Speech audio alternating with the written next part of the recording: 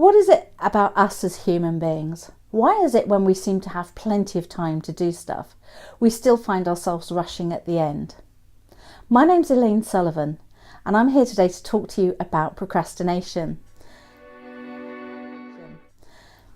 Charles Dickens said, "Procrastination, the thief of time, collar him." I'm not so sure that we need to collar him, but we certainly need to understand what's going on. Our brain is made up of various different bits and pieces, but we have this thing in the middle called the limbic system.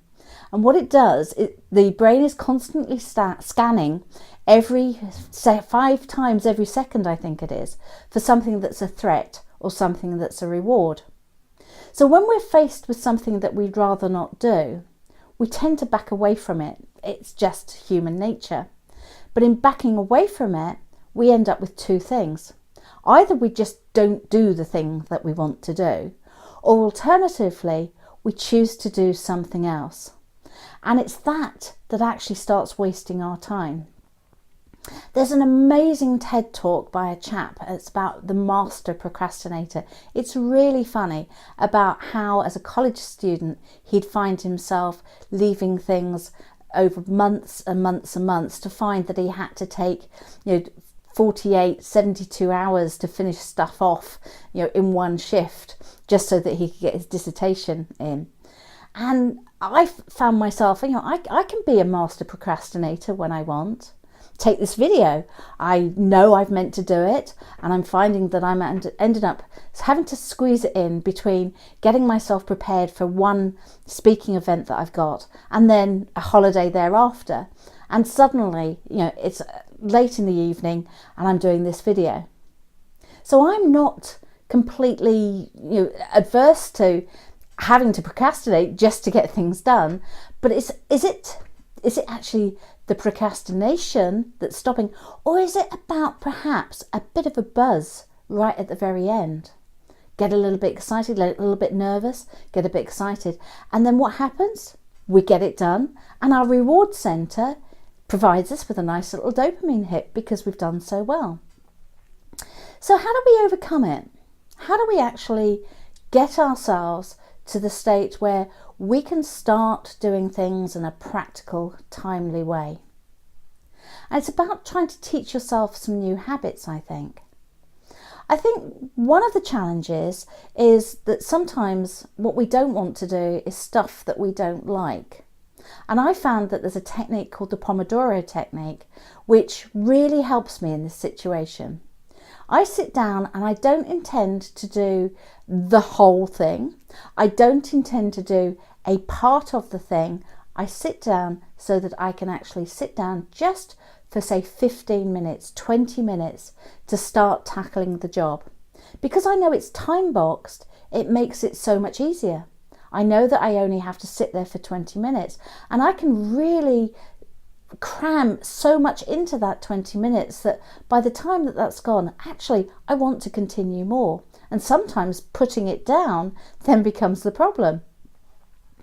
Also, why am I doing that?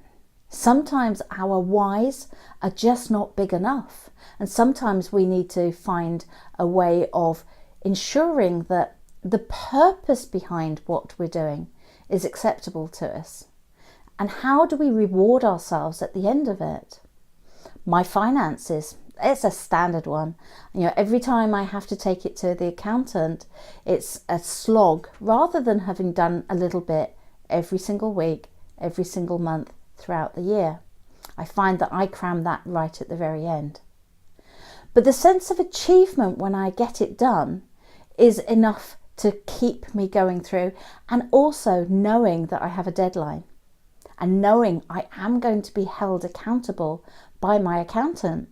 He's going to make sure that I get it done, else the deadline will pass, and then the fear of being, I was going to say sued, but that's how it feels, the fear of the taxman or whoever coming through to me and fining me because I've handed stuff in late is enough to make sure that it's finished on time.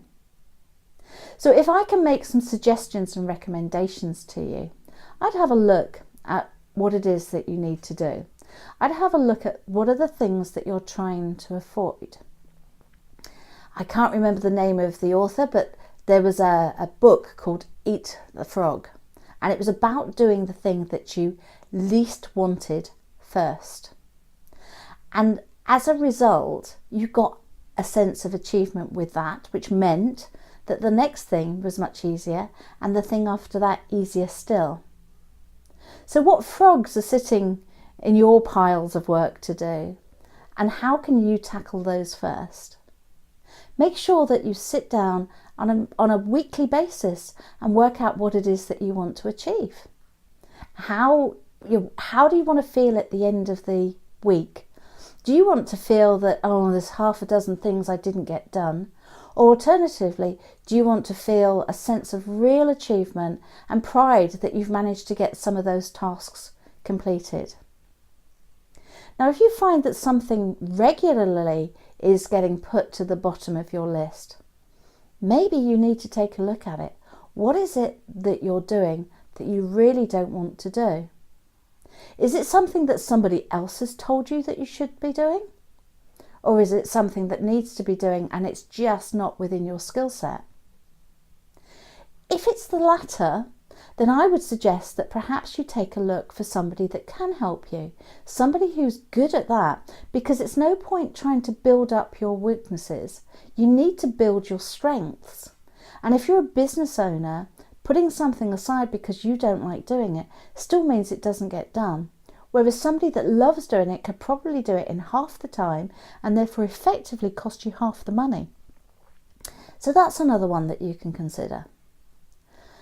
I think also those shoulds that I was talking about, we're given a lot of limiting beliefs over the course of time, and things that we're supposed to do and how we're supposed to act and how we're supposed to be.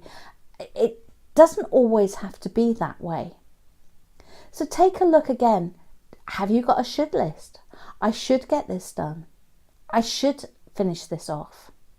But if it has no meaning for you and it's not actually pushing you forward and it doesn't feel like your purpose, question yourself, do you actually need to do it? Can you not put it to one side and just forget all about it? That's a great way of getting it off your list, providing it isn't important and it doesn't have a high priority and it isn't something like the accountant telling you to get your finances done. The other thing to do is also to take a look at that purpose that you are trying to live with, that purpose that's driving you on. We will often procrastinate because there are so many other things out there that just make us feel wonderful, fill us with joy, that we get up in the morning and we're excited to do. If that's the case, if you have those and you find you're doing those rather than the other things that you should do, reevaluate that as well. Are you actually living your life on purpose? Are you actually filling your life with joy? We only have one life. We only, or at least in this form, we only can live it once. So isn't it better to be out there and living it in joy and love and a sense of freedom because what we're doing doesn't feel like work? Think on it. Maybe it's your procrastination is life telling you that actually perhaps you shouldn't be living it that way. I know it's not always that easy. I know that we have things that we must get done, that we feel that we have no choice on. But until we actually start looking at that belief, until we actually start questioning those things, how will we ever know? Anyway, my name's Elaine Sullivan, and this is all about procrastination, and look forward to seeing you again soon.